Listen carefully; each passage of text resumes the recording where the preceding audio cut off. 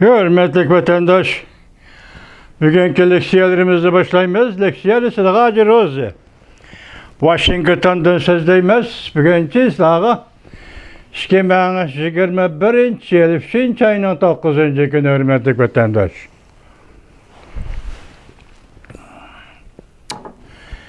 Vaziyet doğrusu da gep kılsak mındaq.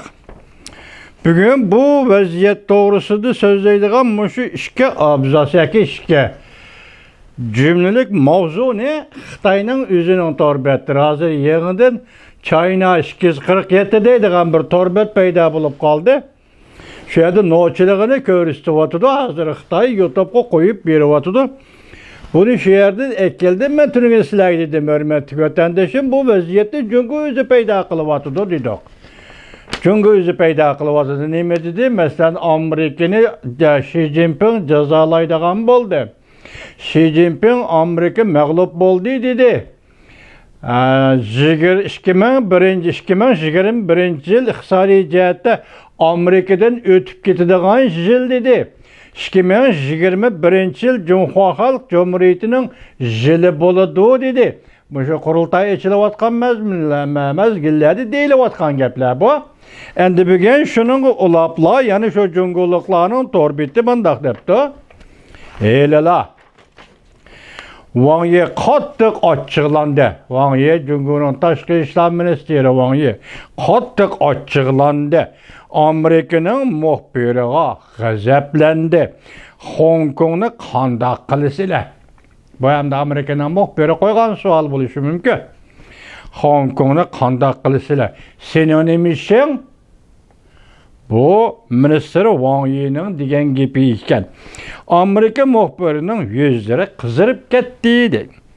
Bu xabar 2021 yil 5 ayning 9 kuni YouTube mening davlatim qaltisjimi degan tor betining xabari bu. Mening davlatim qaltisjimi degan bu gap yaqinda paydo bo'lgan Xitoyning yoshlari yoki Xitoy jungosining kelayotgan tor betining ismi vatandaş.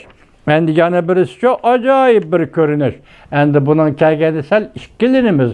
Nimiş ki deysiniz, biz işkilinimiz emez bununla. İşiniz işenmezsek noktayı nazarda şençimiz kamılrak demiz. Çünkü bu Tayvan taraftan kelivatkan haber.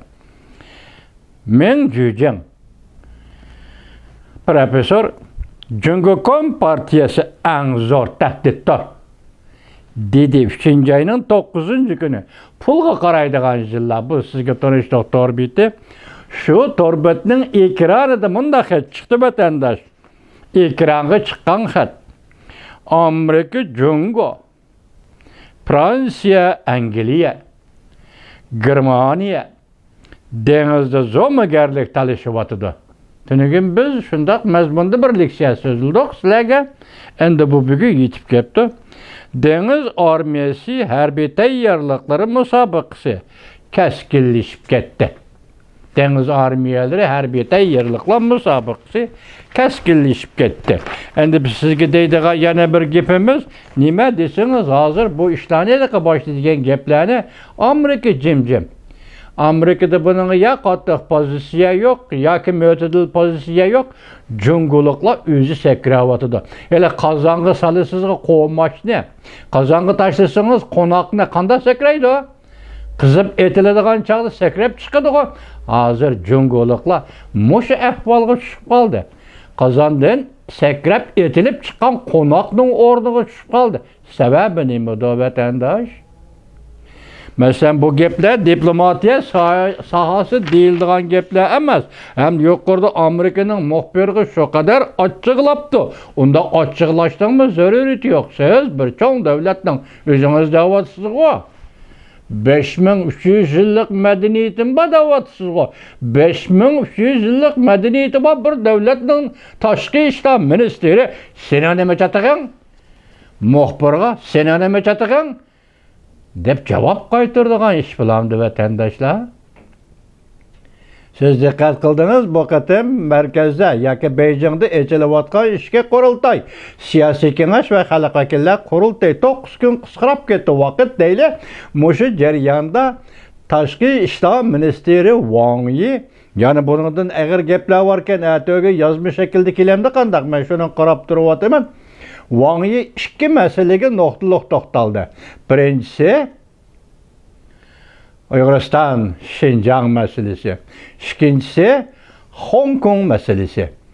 Demek bugün Uyg'uriston Hong Kong meselesiga eleki ayal Şangang memuriyetinin başlığı Lin Jing-yue cevap bergini yok.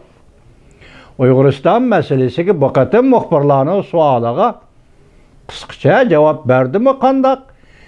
Chen Chiwengo cevap bergini yok.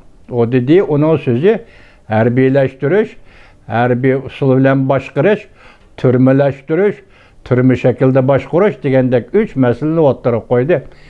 Vaqt sizlarga yomon jiddiyda ko'rinyapti hozir. Minister Wang Yi apandi. Ehtimal siz mayli Tibet, mayli Hong Kong, belki bu bek eğer ketken bolsunmu lekin Uyg'uristonda xuddi ko'pingizni ko'taradigandek alpozda so'zlayapsiz. Buncha ular ochiqlab ketishning taktiği yoshiringan sir nima? Bu gaplarning orqasidagi haqiqiy ahvol nima? Buni siz o'zingiz bilib turibsiz. Biz bunu sizin qonoqdek sakriginizda ko'rib turibmiz. Bu yerdagi vaziyat bir Şangang to'g'risida Amerika muxbirining qo'ygan savol emas. Yani başka savollar kayni-kaynda qo'yilyapti. Siz bu savollar javob berishga bek eg'ir kelyapti sizga Wang Yi apandi. Zadi bu yerdagi o'zgarish men turganman dedim. Bu diplomatiya sohasidagi nimanda qo'pollik bu? Amerikaning o'rniga yutdi Jungo. Dünya xo'jayin bo'ladi Jungo. İqtisodiy taraqqiyot jihati Amerikada o'tib ketdi 2021-yil. Bu Jungo yili bo'ladi, balki mushu asr Jungo asri bo'ladi. Bu gaplar bek yo'g'on bo'lib ketdi va Jungolik diplomatlar. Bir ish bormi, bir yerdan bir buyruq keldimi yoki bir yerdan bir ilhom keldimi sizlarga? Men bunga hayron bo'ldim vatandoshim. Shuni sizga mushuni shundoq ko'rsatdim. Endi tuvanda sizga so'zlaydigan leksiyamiz nima bo'ladi desangiz, bu leksiyaning mavzusi bundaqlashiya Jungoning chet ellarga tahdidi kuchaydi ya ko'paydi. Mushadil to'xtay bu nima ish desangiz uzrab ketsa sizni zeriktirib qo'ymayman vatandoshim. Bo'lamdi?